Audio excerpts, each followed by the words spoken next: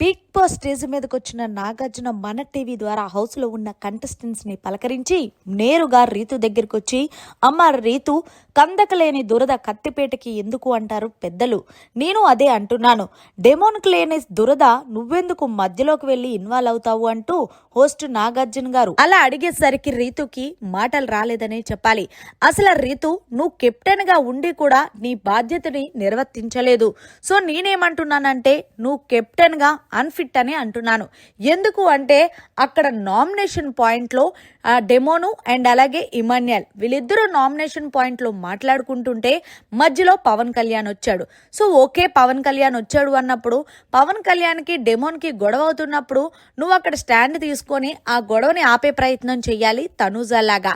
కానీ నువ్వు అలా చెయ్యకుండా మళ్ళీ డెమోన్ పవన్ ని అన్నారని చెప్పేసి నువ్వు అక్కడ మధ్యలో నీ ఇన్వాల్వ్మెంట్ లేకపోయినా కావాలని మధ్యలో దూరి గొడవ ఎందుకు పెట్టావు, అందులోనూ అంత పెద్దగా ఎందుకు అరిచేవు అంటూ వీకెండ్ వచ్చిన నాగార్జున గారు అడిగేసరికి అప్పుడు రీతు ఎక్స్ప్లెనేషన్ చేస్తూ, సార్ అక్కడ ఏం జరిగింది అంటే పవన్ కళ్యాణ్ 10 సార్లు నా మ్యాటరు నన్ను ఇన్వాల్వ్ చేశాడు కాబట్టి నేను అంత సీరియస్ అయ్యాను. కానీ డెమోన్ విషయంలో అయితే గనక నేను డెమోన్ ఏదో అన్నాడని పవన్ కళ్యాణ్ అంత సీరియస్ అవ్వలేదు సార్ అంటే అది చూసిన వాళ్ళకి అలాగే ఉంటుందమ్మా.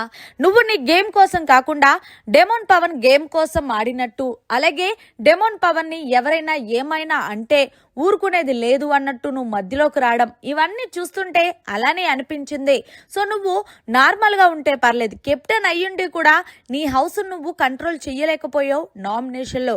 ఏది ఏమైనా సరే నువ్వు కెప్టెన్ గా అన్ఫిట్ అంటాను అంటూ వీకెండ్ వచ్చిన నాగార్జున గారు అయితే గనక రీతుకి చాలా గట్టిగా ఇచ్చుకున్నారు.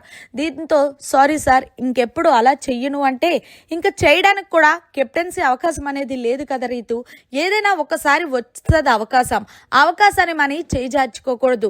సరే, ఈ విషయం పక్కన పెడితే ఈ వారం నువ్వు గేమ్ ఏదైతే ఆడావో అది చాలా బాగా ఆడావు.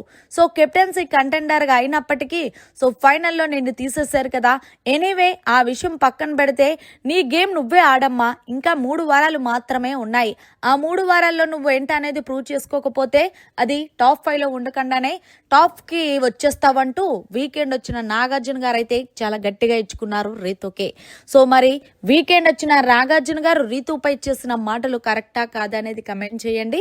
మరిన్ని లేటెస్ట్ లైవ్ అప్డేట్స్ కోసం చూస్తూనే ఉండండి మీడియా కార్నర్.